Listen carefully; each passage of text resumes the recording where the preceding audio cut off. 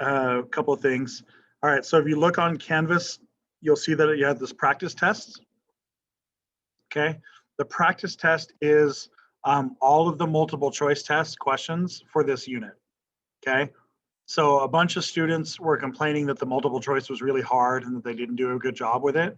Well, here you go. Here's your multiple choice. Okay, this is 159 questions. I will tell the computer to randomly grab 50 out of there and give them to you on the test. Okay, you can take this practice test as many times as you want to take it. It's open to you. You can ignore it and never look at it. You can take it 100 times tonight if you want. Okay, this is 100% up to you, but all of the questions will be pulled right off of this thing. All right, and these are AP exam questions from previous tests. Okay, they are exactly the kinds of questions that you will get on the AP. Cool? Are we good? Okay, your test is on Wednesday. Your test is on Wednesday, and I will randomly choose these. I will lock this test Wednesday morning so that my at-home online students don't open up the practice test on one window and then my actual test on the other window and cheat. So just so you know, I will lock the test up. I will lock the practice test up. Okay. All right. The only other thing here is on here, we have our new discussion for the week. It's Washington's farewell address. Okay. And we also have the state of Utah is sending out ballots this week. Okay. So the ballots should be arriving in people's mailboxes like tomorrow or Wednesday. So when your parents start to vote, make sure you get your picture now early. Don't wait until November 3rd and then come crying to me, Mr. Veenstra, I didn't get it done, right? Okay, fair enough. All right, you have an assignment. Your assignment that you have to do is your study guide. Okay, again, it's just on here. It's your Unit 2 study guide, just like the last one. Okay, on the people section, do not include any of the big six. Okay, don't include the founding fathers. Pick people you have to study. The whole point is that you're studying, right? You don't need to study. You don't need to study those six because you already know them. Cool. Are we all good? Shivani, you with me? We're all good? All right. Let's get to the last of our lessons here. Okay. I think that we did Washington already, right? And I think we did the National Bank. Is that correct? I think that's where we left off. Was it just Eric and Shivani last time? I think that's right. Anika was wandering the earth somewhere. Okay. All right. So Eric, can you chime in and tell me about the National Bank? What is it that Hamilton wants the National Bank to do? Hamilton wants the people to repay off the state's debts, right? Or does that sound correct? Shivani, help him out. What else did the National Bank have to do, according to Hamilton? He wanted to establish a national debt. Okay. So like,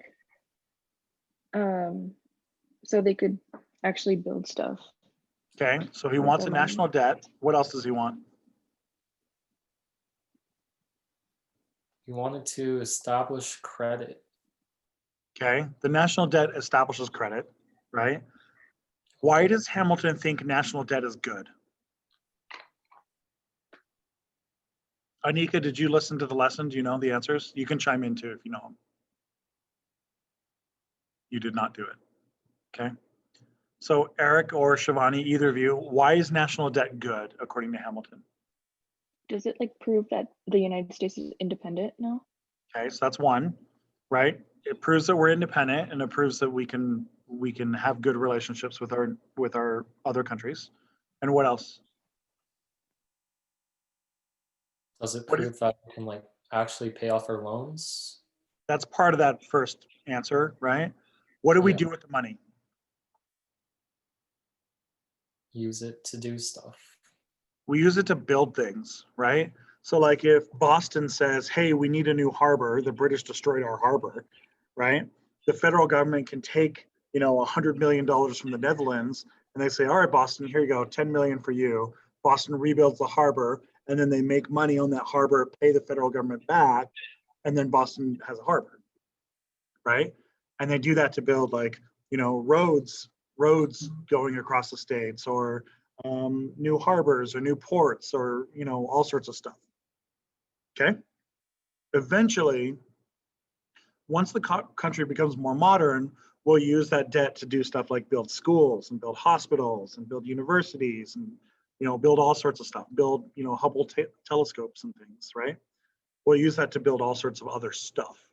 We'll use it to, like, map the human genome and to, like, land a man on the moon and all sorts of stuff like that, right? And all of those things make us money. The value of the national debt is that for every dollar worth of debt that you get, it produces multiple dollars worth of profit later. Okay, you're investing it in these things. Okay, for every dollar we spent on mapping the human genome, we made $28 on it, right? For every dollar we spent on the Hubble telescope, we made $15 off of it. For every dollar we spent on the moon landing, we made like $30 off of it or something like that, right? And that's because we invent all these things and buy all these things and build all these things, okay? This is what Hamilton understands. He understands that you have to create that debt in order to make money. You have to spend money to make money, kind of thing, right? What did Jefferson say about this? What does Jefferson say about this? He doesn't trust banks. Like, he thinks it's illegal, but I'm not sure what law it would be. Yeah, Jefferson comes up to him and he says, hey, where in the Constitution does it say you can have a bank, right? And Hamilton says, up your butt, that's where it says it. He's like, I can do whatever I want, basically, right? Hamilton has a very loose relationship with the text of the Constitution, where Jefferson has a very, very strict relationship with the Constitution. Sorry, I'm getting a phone call from somebody, but I'm going to ignore them because I don't recognize the number. All right. Okay, so the other thing, so Hamilton wants the national bank to take all the state's debts, right? Especially like Massachusetts, they have a ton of money, right? But take all the state's debts, establish a national debt so that they can do those investments, right? And then the last thing that Hamilton wants them to do is to establish a whiskey tax. Okay? Now, judging from what we know about America, what are we going to do when we get a whiskey tax? Yeah, Anika's saying we're going to fight, right? If it's one thing Americans like to do, go into open rebellion about taxes, right? Like, right? Americans are not very good at being taxed, right? So this brings us to the next number, which I think is Y. Is it Y or Z? It's X for us. Sure, X, the Whiskey Rebellion. X is the Whiskey Rebellion. Now, just like taxing whiskey apparently was a big problem. So the farmers of Western Pennsylvania, excuse me, the farmers of Western Pennsylvania all are making tons and tons and tons of whiskey. As it turns out, making whiskey turns all that worthless grain into valuable whiskey, right? Whiskey is 10 times more profitable than grain is. 10 times more profitable than grain. And so these farmers are really upset. And so the farmers do what farmers do, and they go into rebellion again. This rebellion is different because for a couple of reasons. First of all, George Washington himself, as president, puts on his military uniform and leads troops into Pennsylvania as president. It's the one and only time a sitting president actually went to a battle. It's not a war, it's a battle. And he almost dies. He almost dies. There's some shots that hit the tree about a foot away from him, right? He actually almost dies in combat. Our president almost dies in combat. And that's when a bunch of his advisors and stuff were like, dude, Mr. President, why don't you go home? Like, we're fine. And Washington's like, yeah, we're only one president in. We maybe shouldn't lose a president right off the bat. We maybe shouldn't lose our first president. Maybe, you know, we're just testing the system out. We don't need to test it yet. We don't need to test it that much yet. So Washington goes back to Philadelphia. All right. So first of all, it's interesting because Washington leads the charge. The second reason, which is actually the more important reason why this is important, is because it establishes the power of the president. The president has the power to command troops. And unlike Shays' Rebellion, the president can do it anywhere. Right? Shays' Rebellion was only happening in Massachusetts, and Virginia and Pennsylvania and all the other states basically told Massachusetts to solve their own problem. Right? In this case, Pennsylvania's problem is America's problem. And so this establishes that we have a unified country with a strong executive. Okay? All right. Now, we have one more thing that happens during Washington's presidency that we need to talk about that has nothing to do with Washington. It's an inventor up in Massachusetts. Big number Y, the invention of the cotton gin. Eli Whitney and the cotton gin.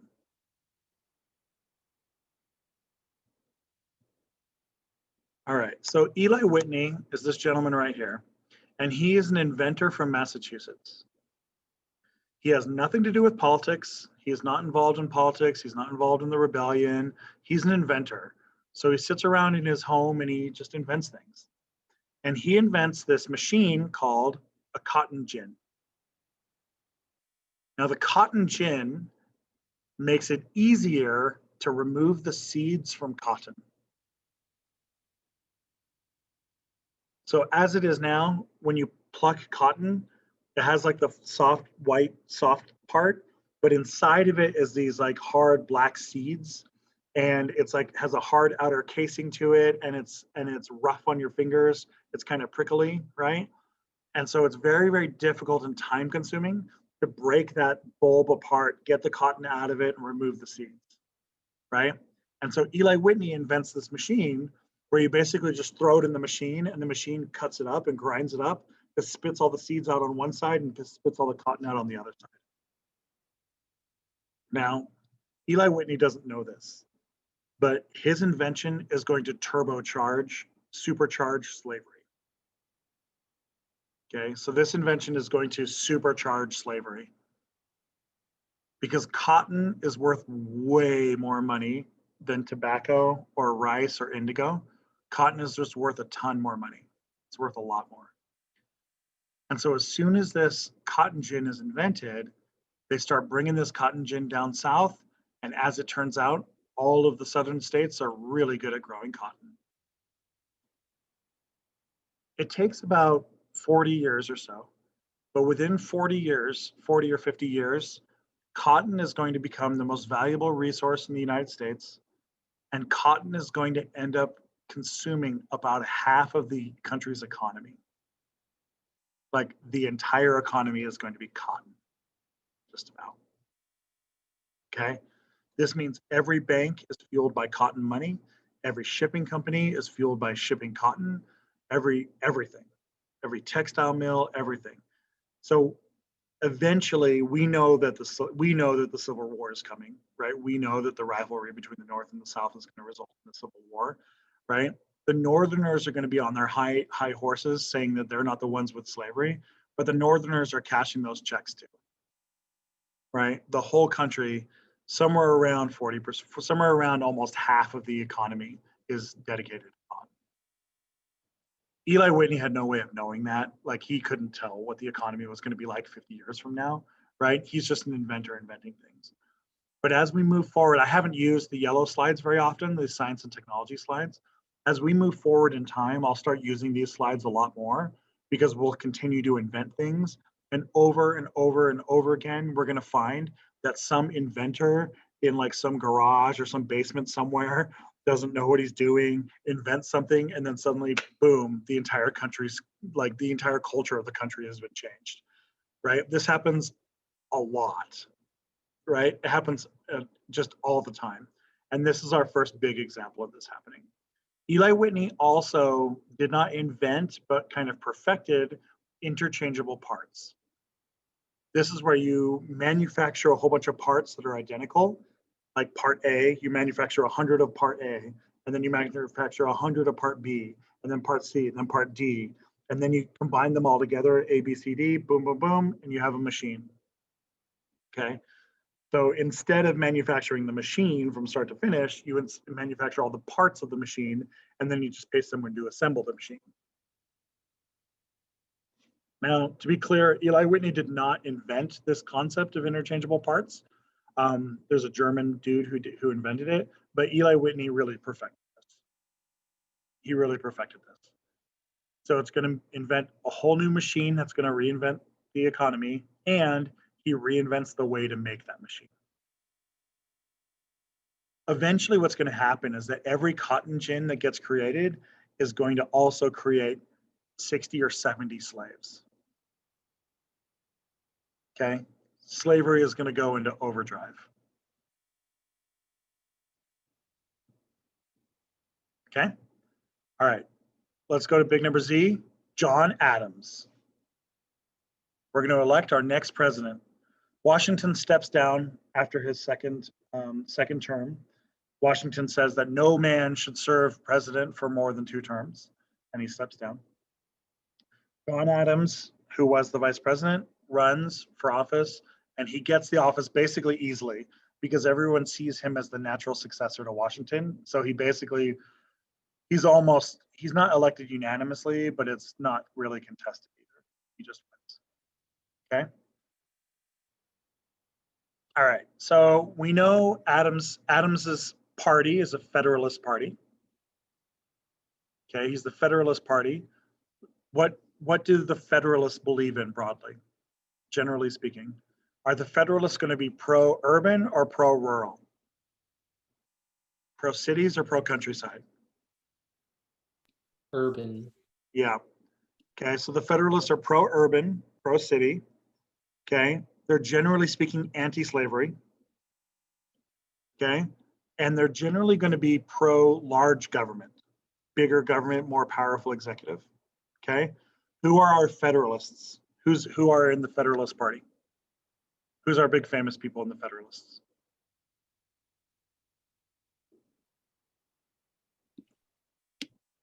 We got one, but who else? The people who wrote the Federalist Papers. Madison, Say it again, Anika? Madison, Hamilton. No.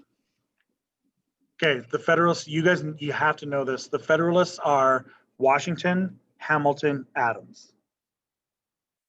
Washington, Hamilton, Adams. And the Federalists, the party Federalist is the brainchild of Alexander Hamilton. Okay, this is the Hamilton Party. Washington may be president, but Hamilton's the brains behind the presidency. Okay, so the Federalists are the Alexander Hamilton Party. And it's Washington, Hamilton, Adams. The anti-Federalists, who are later going to call themselves the Democratic Republicans, is Jefferson and Madison. Anti-Federalists are Jefferson and Madison.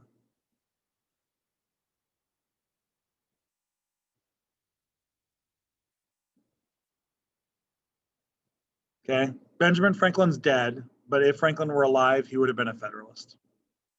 He would have been with this group, but he's dead now, so. Okay, so this election is, Adams generally gets about a B- or so, a B-, maybe even less, C+. He is not regarded as a terribly good president. And his entire presidency is dominated by foreign problems, right? He is just dominated by foreign issues, all these issues that are going on. And we're going to see this. He's also dominated by his personality. His personality is like he's constantly like in combat with Jefferson, in combat with Hamilton.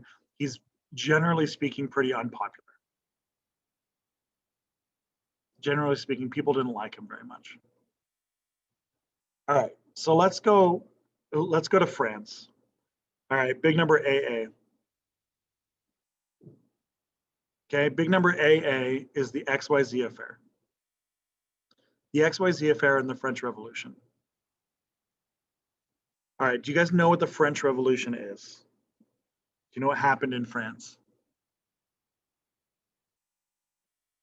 Eric, what do you think? Didn't they start like cutting everyone's heads off? Okay, so lots of head chopping, right? What else?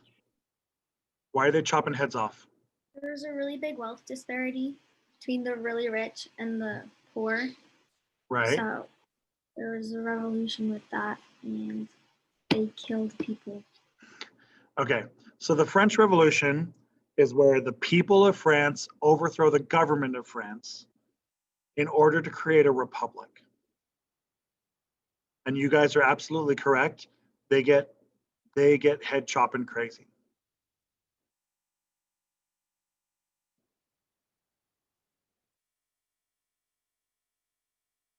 All right, so they end up cutting off the head of the king and queen, and then all the nobles, and then all the clergymen, and then all the first round of elected officials, and then they chop off the heads of all the second round elected officials, and then they chop the heads off of all the people who chopped the first people's heads off, right? By the end of it, they're going to end up executing something like 30,000 people, right? So it's a bloody affair, okay? A bloody affair, and the United States, this poses a big problem for the United States, right? What's the nature of this big problem?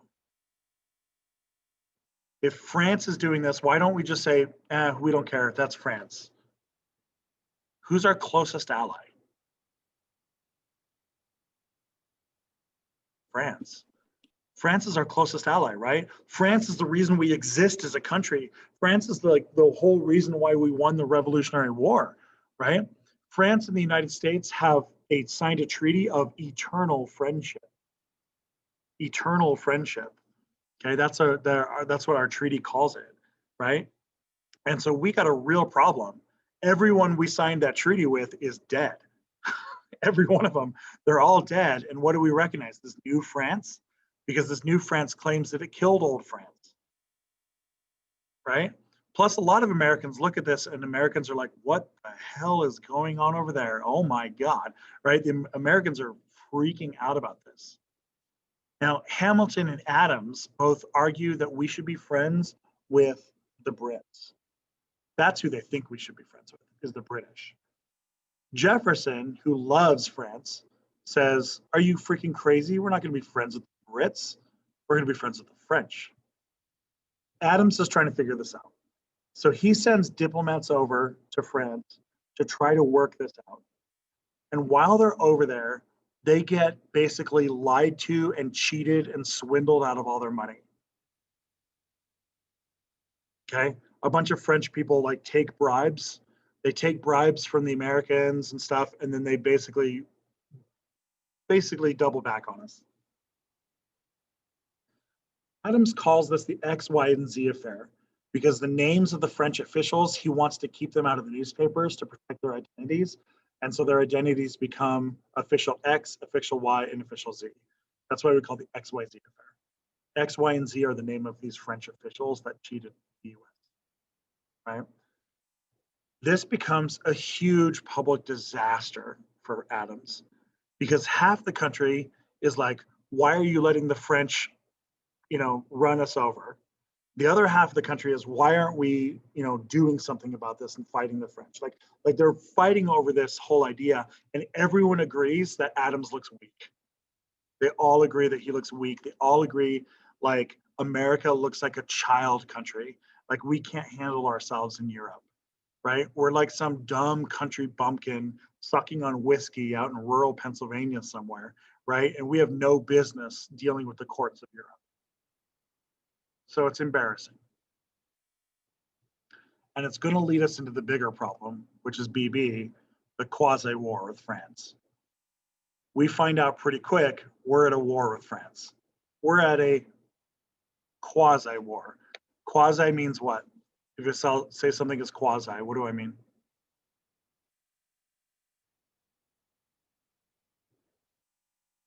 Like Quasimodo, the Hunchback of Notre Dame, right?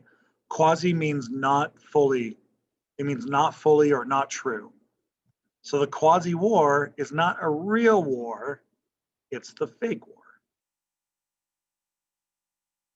The Hunchback of Notre Dame, his name is Quasimodo. Modo means formed. So his name literally means the half-formed man.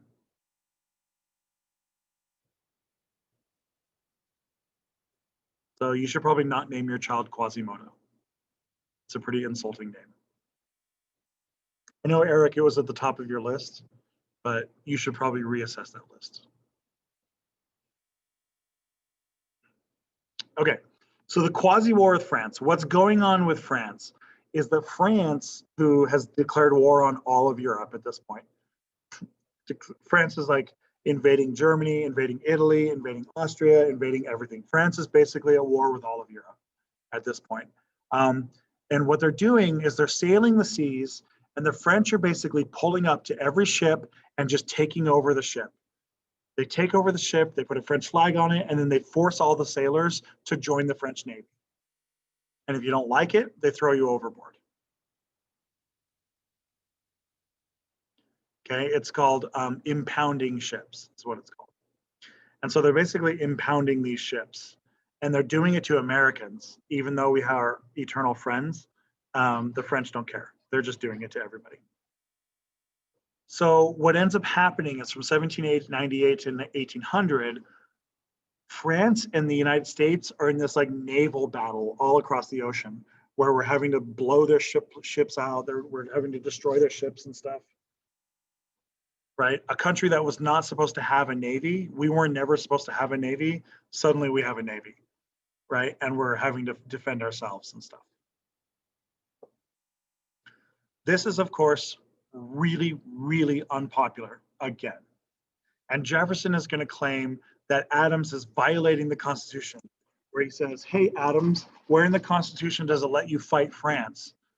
Right? He says, Congress declares war. What the hell are you doing? And Adams says, well, what do you want me to do? I got to defend our ships.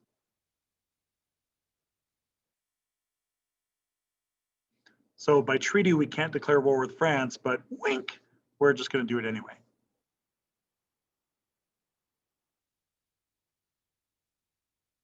All right, Adams is going to do something even more unpopular that makes him even more unpopular. Okay, big number CC. Big number CC is Alien and Sedition Acts. Okay, so the Alien and Sedition Acts is it's a combination of acts that Adams signed into law, and these acts are very, very controversial. Okay, so the Alien Acts basically restrict immigration. They make it much, much more difficult for people to move to the country, especially if they're from France.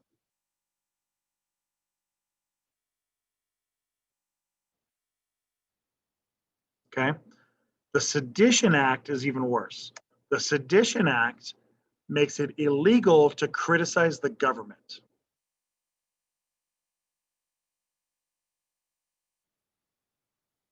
All right, Anika, what do you think the problem is with this Sedition Act? What do you think Jefferson and the other Americans are going to do in reaction to this? Well, they're going to get angry because it contradicts the First Amendment, Yeah. right to free speech. Exactly. The freedom of speech is pretty clear, right? You can say what you want, basically, freedom of speech. Adams is going to become incredibly unpopular for doing this. He's going to throw this man, Matthew Lyon, in jail. So Matthew Lyon is a congressman from Vermont. Oh yeah, by the way, we have 3 new states now. Vermont, Kentucky, and Ohio are states. Welcome to the United States, guys. Right, so we're up to 16 states now. All right, so Matthew Lyon gets thrown in jail because Matthew Lyon basically wrote an article in the newspaper saying that Adams sucks, basically, right? He just says, I don't like Adams. Adams is a bad president. I don't like him. That's basically what the article said. And Adams throws the dude in jail for it. Now, this is widely viewed as Adams way, way overstepping his bounds, right? Adams is acting like a king, and America is like, no, hell no, we got rid of our kings. You're not a king, Adams. You're not a king. You don't get to act like that. Jefferson, who at this point in time is a senator in Vermont, He passes something called the Virginia Resolution. And then they're going to copy and paste it, and they're going to pass it in Kentucky as well. And the Virginia Resolution and the Kentucky Resolution are identical. They're literally the same law. It just Kentucky passed the same thing. Okay. So the Virginia Resolution is the resolution that Virginia doesn't have to listen to the federal government if it doesn't want to. Jefferson basically says, we don't have to listen to Adams if we don't want to. So neener, neener, neener.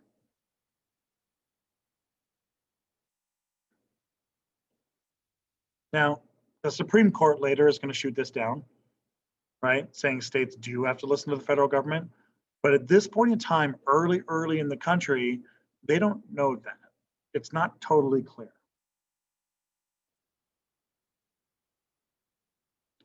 This is going to bring us to the election of 1800, and this is the last thing we're going to cover today. The election of 1800 is the election between Adams and Jefferson. It's the election between Adams and Jefferson. Okay. They get in a big fight about this. They get in this big argument where this election, okay, so this election is a very, very, very important election. Okay. First of all, this election is a hot mess. It is one of the worst elections we've ever had in our country's history. It is a terrible, terrible election. Okay. This election is also going to invent parties, political parties. It's also going to invent political advertising. Shortly after inventing political ads, they also invent negative ads. Okay. And this is going to be the first election where people actually campaign for the election, where they actually campaign.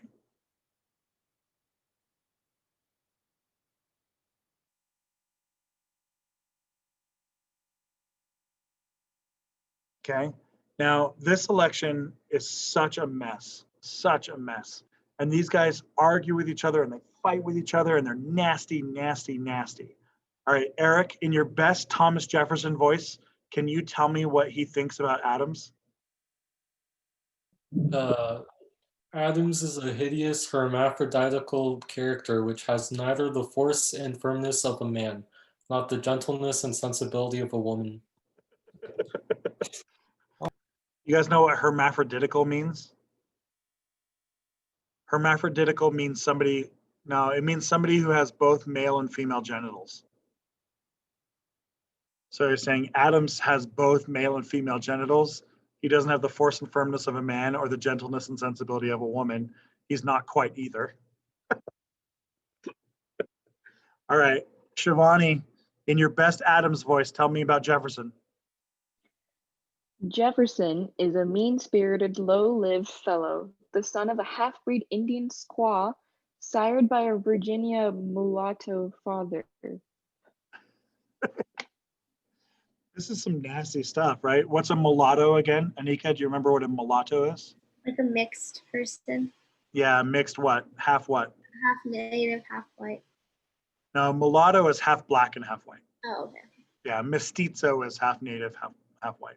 Yeah, but the son of an Indian squaw. There was like, anyway, these guys. You can, if you like look through some of these political things, it's not just these two who are attacking each other. It's people attacking each other all up and down, right? All of the people who agree with Adams are attacking Jefferson. All the people who agree with Jefferson. I kid you not, it's like hundreds and hundreds of pages of these like insults where they're insulting each other. These guys are at each other's throats. Okay. This election finally ends with a tie. It's a tie. Our election ends in a tie. Stupid electoral college screws things up. Only 3 elections in, dumbass electoral college, right? The 4th election ever, and it's already screwed it up. It has a 25% failure rate. Okay, so it has a tie. What ends up happening is each state has an electors, the number of electors equal to senators and congressmen. But what happens here is if you see, anytime you see a number that's inside the other one, right? This means that these are faithless electors. This means that Pennsylvania voted for Jefferson, but 7 out of the 8 electors said, I'm going to violate the will of the people of Pennsylvania and I'm going to go the other way. And so 7 of them vote for Adams instead. 4 North Carolinians vote for Adams instead, even though North Carolina voted for Jefferson, right? Maryland can't even figure it out. Maryland's like, nah, screw it, we'll just cut it in half. Like Maryland can't even figure itself out, okay? So in a tie, it goes to Congress. In a tie, it goes to Congress. And in Congress, they're arguing over who this is going to be.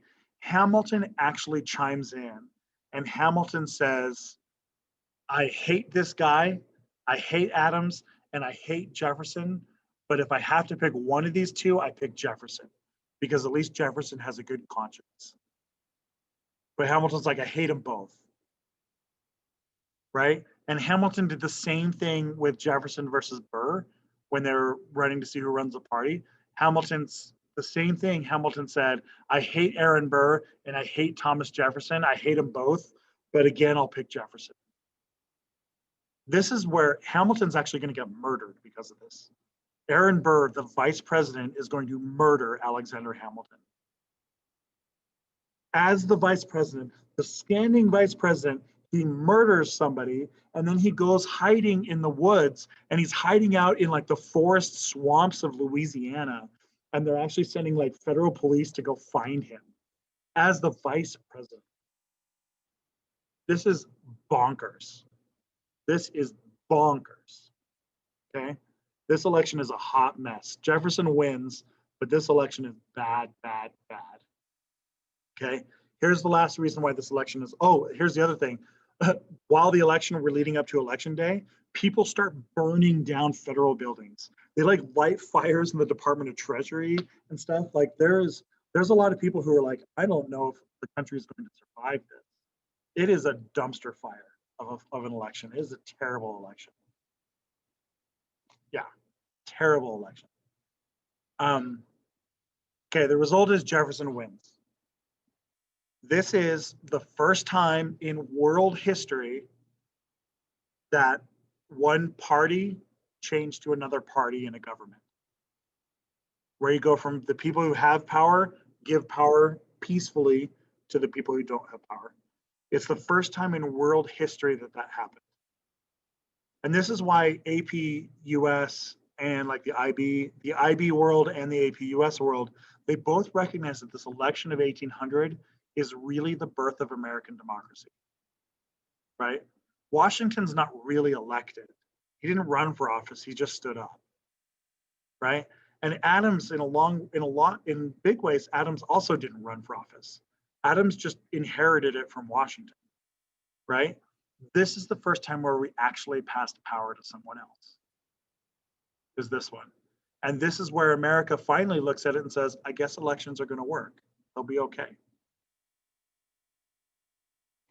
Right? And they say, if we can survive this terrible, nasty nightmare of an election, then maybe this election will be okay. We'll be fine. Okay. Do you have any questions about this? Oops, I lost you. Okay. You guys have to do your study guide. Go onto Canvas and do your study guide. And your study guide is due on Wednesday. You're also going to have tests on Wednesday. Okay. I am not going to, there's no Zoom lesson on Wednesday. No Zoom lesson on Wednesday. Instead, at the time you would normally be doing the Zoom, I would like you to log in and take the test. Okay. Anika, I'm talking to you. I don't want you to wait a week and take the test sometime next week like you seem to always do. Okay. Shivani and Eric are usually pretty good about taking stuff when I ask them to take it. Anika still hasn't taken her quiz from last week. Yeah. So Eric and Shivani, why don't you get your girl in line? Get your girl in line. All right. Do you have any questions other than how to get Anika in line? Okay. So on the test, is it just I'm multiple stopping the choice? recording.